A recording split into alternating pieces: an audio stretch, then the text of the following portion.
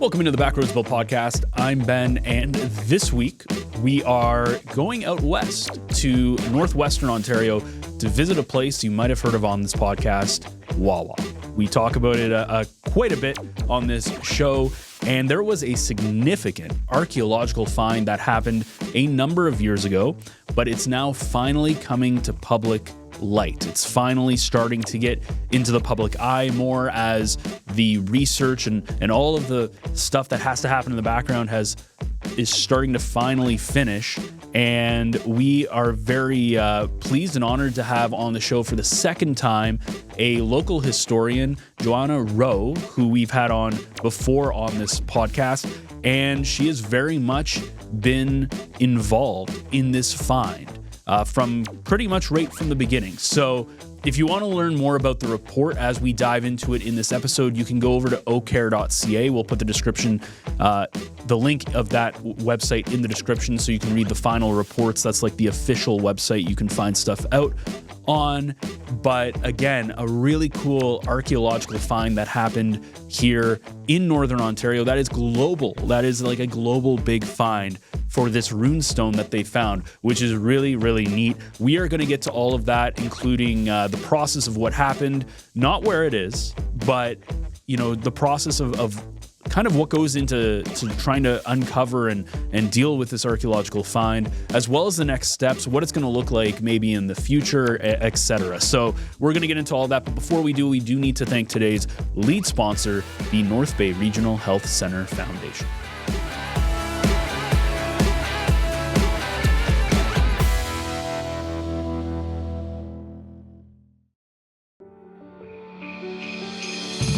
We often talk about the rhythm of life in North Bay.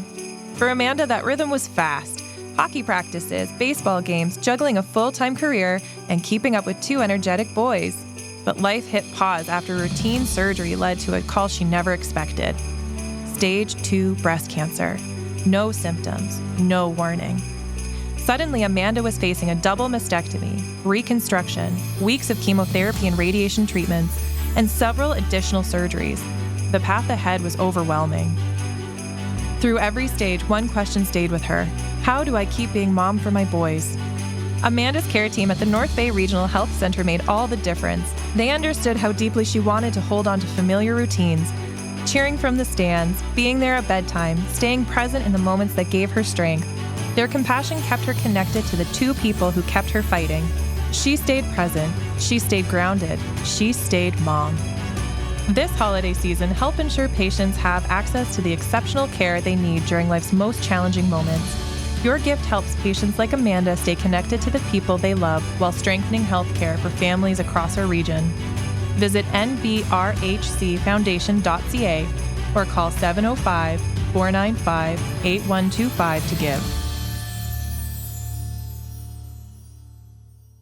So today on the podcast, we were welcoming back somebody who hasn't been on the show since May 1st of 2024. It was episode 34. We are now episode 30-ish. So by the time this comes out, I think it'll be episode 131. So about 100 episodes later, we are pleased to welcome back onto the Backroads Bill podcast, Johanna Rowe. Welcome into the show.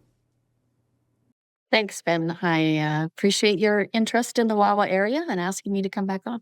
Well, today, Ben, and for all the listeners and viewers of the Backroads Bill podcast, Johanna is going to talk about the ruin, and that's R-U-E-N, not R-U-I-N. But the ruin stone, I call it the Wawa stone. It's probably one of the most significant kind of colonial archaeological discoveries in recent times, and it came by happenstance. There's a whole story to it, and that's what this podcast is all about. Johanna, tell us about how that came to be, and take us back to your impressions of when you first saw it, and of course you'll explain what the ruin stone is.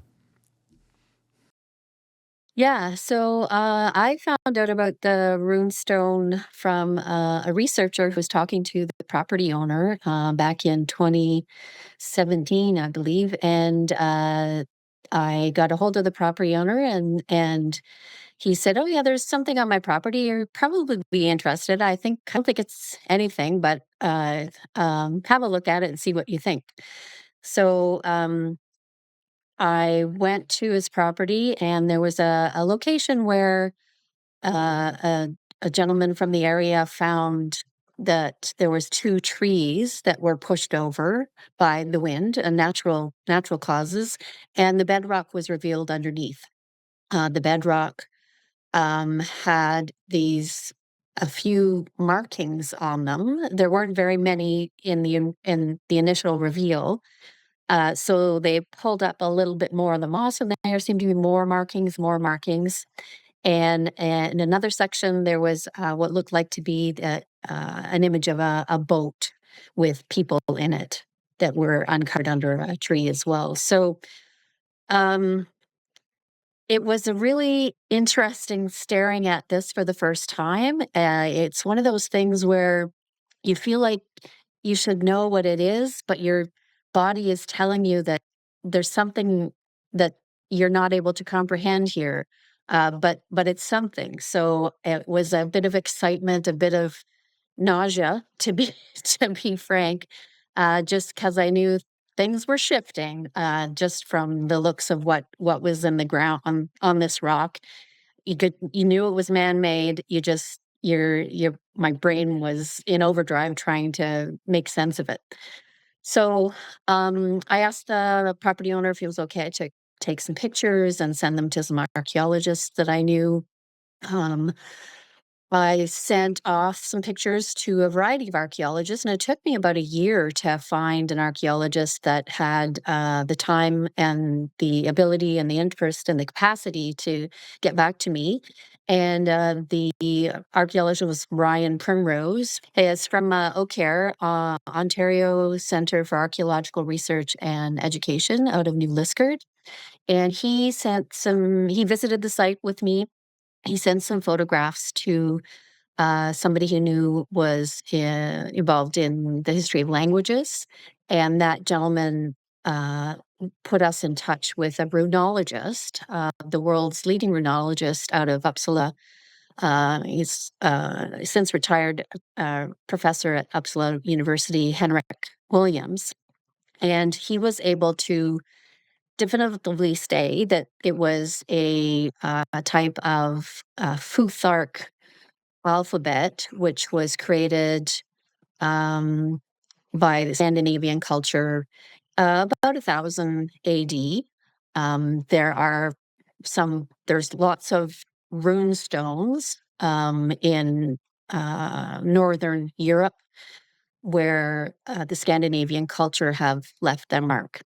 So anyway, he happened to be in North America for a conference in 2019 in the fall. So he and the president of the American Association of Runic Studies, Lorraine Jensen, came to the site, and Henrik spent 3 hours on his stomach under a tarp with a light and a piece of paper and a pencil.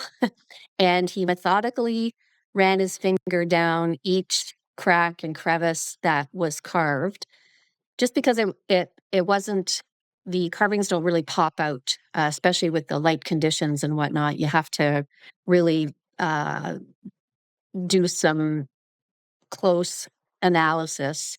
And with a light, you can get a bit of a shadow as well, too. So he wrote down every symbol. By the time that he arrived, the archaeologists that were in place had cleared away all of the moss that seemed to be covering what we were seeing. And there was 255 characters, each about 2 inches by 2 inches in size, and about 9 lines deep. So it's about 5 feet long by 3 or 4 feet wide. After the 3 hours, Henrik took his text that he had handwritten out on a piece of paper and put it into an interpretive program that he has to help him decipher what he was seeing. So by the time we had cleaned up and we met for supper, he had translated it, and he was able to give it to us first in Swedish, more ancient Swedish. And then he spoke it in English, and it was the Lord's Prayer. And it's our common Protestant Lord's Prayer that we know today.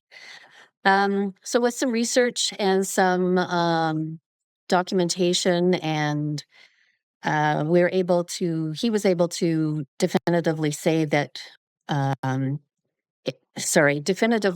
potentially say that it was done in the mid 1800s by somebody of Swedish heritage who knew the language, but also knew the runic code. The Lord's Prayer has been published in this form as in runic code as early as 1611. There was a book that was put out that had the Lord's Prayer written in 100 different languages and 100 different alphabets, and one of them was Runic. So somebody could have had a copy of that, although it was also republished again in the 1700s in a school book for children, that was all in runic code, trying to encourage the resurgence of the runic alphabet in schools. Because of some of the ways that the words are spelled and some of the flow of the prayer, Henrik believed that it is really kind of in the mid 1800s that it was potentially created and carved by the inscriptor. So lots of questions, right? Yeah, lots of questions like who, why, when, and I'm as a keen history or keen student of heritage and history, you've given me the shivers because, of course, I'll want to see it someday. But it leads us to Ben, Indiana Jones, Moses and the tablet, and people think that there's this old story, legend in Northern Ontario about the beard-moored relics and the Vikings, and this is not about the Vikings. This is about this language that someone knew of, came here for some reason. Now, Wawa has a long history being on Lake Superior. There was a Hudson Bay Company of fort there for the longest time, and Johanna will speak about this because it goes to who was there at the fort. And also it came to mind, and we've done a previous story that most of the people there were of Indigenous, French, English voyageurs, and this whole thought about who came along at what time to actually do this and carve this in, because we've talked about pictographs before and petrofrums, and this is a petroglyph. This is a carving in its own. And it also amazes me someone had to take the time and the effort to do this, and for whatever reason. But tell us a bit about that history of the significance of the location with regards to Wawa and Mishkwatan Harbor, obviously. Yeah, so this location is the Wall area has had lots of layers of activity, right? You alluded to the First Nations, the fur trade back to 1725. The landscape that it's carved into is it's a nice flat area for quite a while, and the landscape in Northern Ontario, as some might know, it was regularly burnt over and scorched by forest fires on a regular basis. They every 80 years, the life cycle of the forest depends on Mother Nature zapping it. And so it was even early journals entries for explorers that were going along the Lake Superior shoreline or coming through the Mishpicon area. They often commented on how the landscape was very burnt over. You would never have merchantable timber in this region. So and we know from aerial photographs that we have in the early 1900s and stories from the Sioux Star and stories from journal entries that there were forest fires that came through quite often to the landscape, and Wawa at one time was completely burnt down, almost completely burnt down. So this section of landscape was likely quite open. It's not far from the Magpie River, and it's not far from two well-used and ancient portages from Lake Superior to Wawa Lake to the Dog and Missinaba Height of Land area that would have taken them to James Bay. So there was always that activity and transportation route that wasn't far from this location. So, and we do know that so many different cultures and layers of history in the Wawa landscape, and we know that the fur trading post was an attractive location for industry for almost over 200 years. It started in 1725 and it officially closed in the early 1900s, 1907, I think. So almost 200 years. And we know that from Post journals and the Hudson Bay Company archives, who have a fabulous collection of impressive primary material, especially the Factor's diaries, the Factor being the boss at the Post, who wrote down, some of them wrote down everything. Who was sick, how many beaver were brought in, how many fish they got that day. And they often, and they kept really good um, uh, business diaries of who was working, how much money was paid out to them, whatnot. So we do know that there were 3 Swedish employees in the mid 1800s. I think it was the late 1850s, early 1870s, that worked at the Post, and they were described as keeping to themselves, but they were hard workers. But they were also the most devout of all of the employees at the Post. So every Sunday, that was their day off. Did they remove themselves from the Post and go for a walk somewhere? As you said, this carving was a lot of work. We think that based on the type of rock and some research that Henrik had conducted on runestones in Europe, he surmised that each letter would take about 3 hours to do. So, and there's 255 letters in the Lord's Prayer. So that would be take a very conscientious effort. And the archaeology work that we've done around the site has indicated has not indicated that anybody has stuck around there for any period of time. So there's no campsite indication, there's no campfires, there's very little garbage, and humans are notorious for dropping their stuff everywhere. So it's possible that it could have been done by somebody who was living in the area and would just come for a few hours and then go back home, or so over an inordinate amount of time. So It's kind of like a Michelangelo kind of work of art kind of thing. There was effort and time, and this is all kind of new information to me too about the sleuthing that has to occur, Ben, to find out like who was going to do it. I think we could surmise on their motivations. That's for sure. But now, between the good professor and you and Ryan, you must be really, really excited. Like, to me, I'm really excited about it, and I don't know about every time you tell the story, because it's 9 years now that have gone by. But I mean, this is probably one of the greatest finds in Northern Ontario, and elsewhere as well, when you think about it. yeah, it's really unique. It was really exciting when we didn't know what it was, if you can believe that. I think, humans love mystery, and the more mysterious it is, the more intriguing and the more interest. So when we didn't really know what it said, or got an age around it, like our heads were spinning. Well, my head was spinning anyway.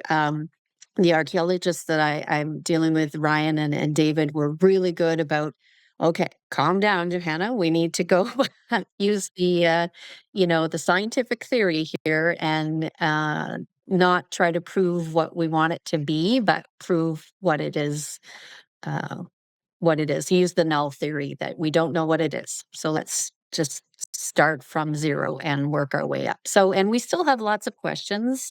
We're constantly getting people from all over the world sending us emails or posting things on social media on their theories. Some of them are a bit extreme, but there are others that we've been very grateful for, and we're grateful for any input. But there's been a couple people that have suggested certain personalities that they are aware of that were part of the Lake Superior Basin landscape during the mid 1800s. For instance, there was he's known as the first Swede in Minnesota, and he has a fascinating history. His name is Jacob Falstrom, and he traveled from Sweden in the early 1900s as a boy to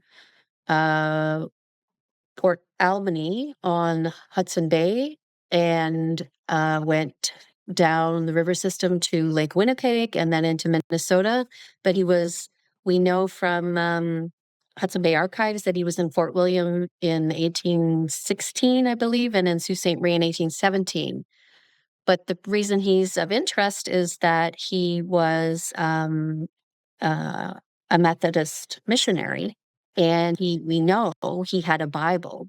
Um, we have researched the Bible. It's not written in Runic code or has runes associated with it, but here's a literate man who was devout, who traveled the landscape, and may have spent time at the post Mishkon briefly. It's hard to say. So these are intriguing little tidbits of information that people are helping us with, and yeah, who knows? So.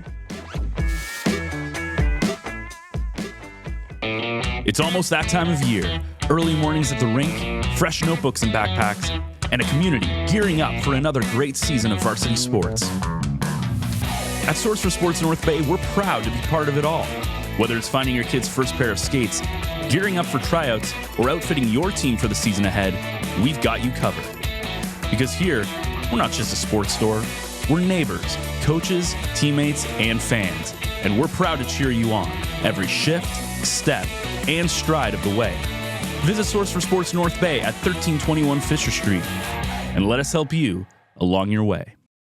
It's been a really interesting kind of, I wouldn't say year, because this is obviously something that's many years in the making, but we just had new dinosaurs that were found in, I think, the Sahara in the desert that I think archaeologists found. So there's still stuff being found across across the world, which is always really neat, because it feels like maybe we've uncovered everything when it comes to the world, but we haven't.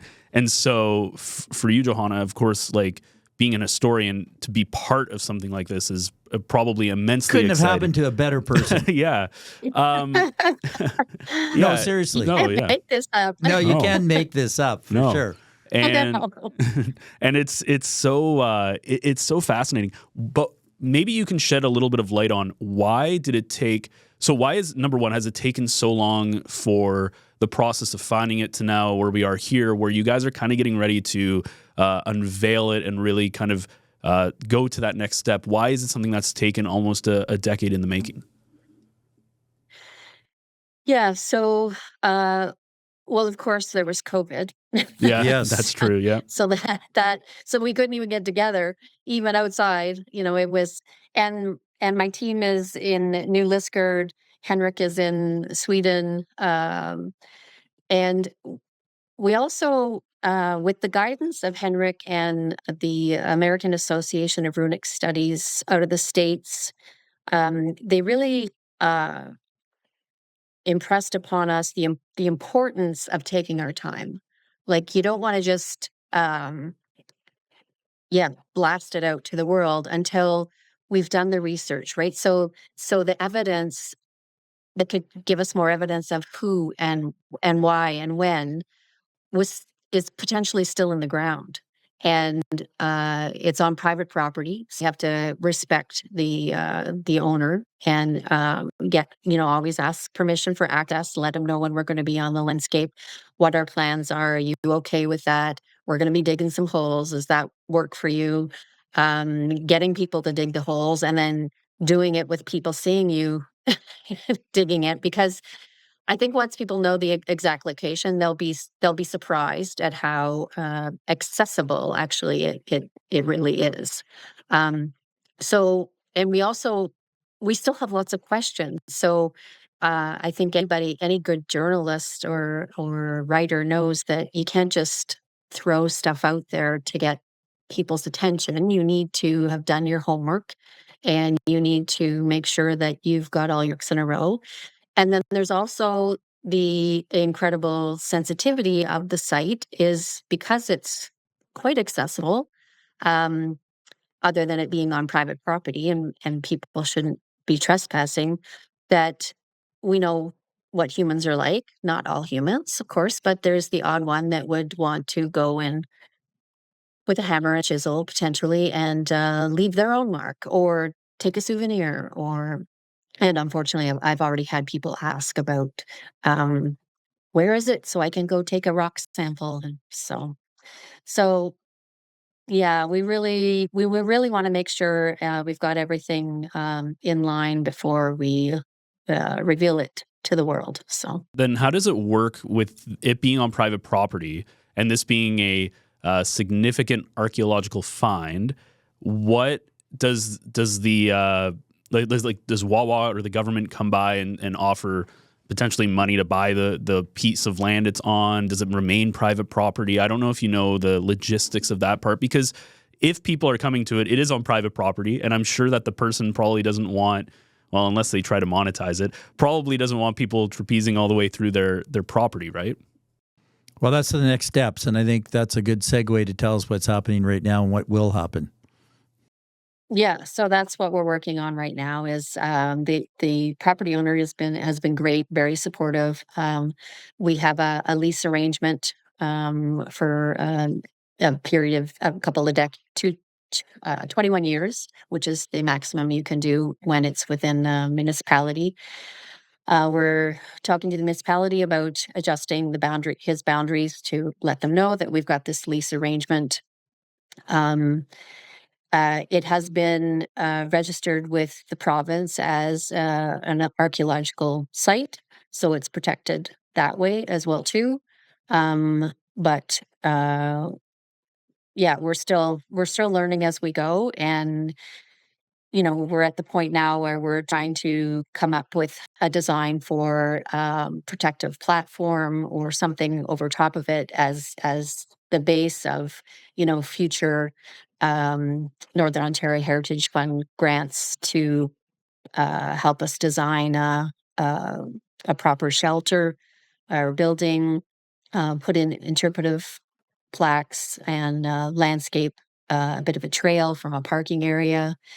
But I think ultimately we want it to be accessible, right? We want people to just be able to venture onto the site within the boundaries of the lease property, not disturb the property owner that is surrounding this property, and to explore and experience the site as if they were just walking through the bush.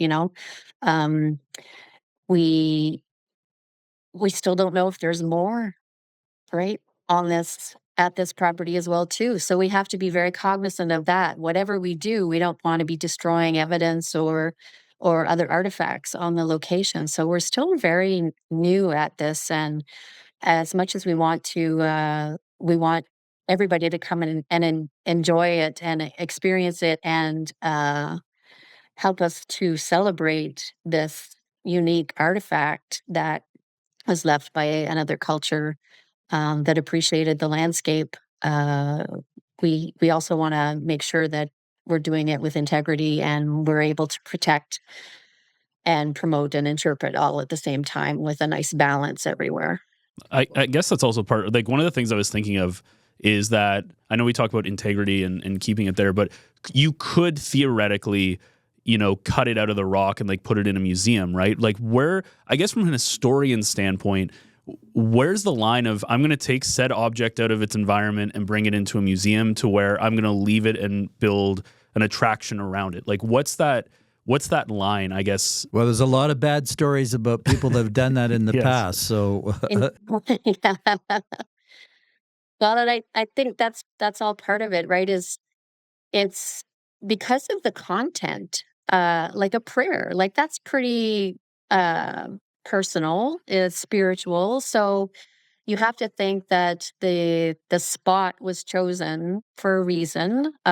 So the location of this prayer, it's possible that we think at now actually that it was buried to protect it, and so this is a special location, and to remove it from that location would you know not enhance the experience of the artifact itself. I think there's ways that technology today we can take a million photographs that can create a 3D image of it, and we can do a mold of it, and if we need to we can create a replica that we could put into a museum just in case anything happens to it. So now we've heard of the Rosetta Stone, and there's been movies about that, and the Good Professor. I mean, there's other rune stones and tablets, but how did he kind of put this to you and Ryan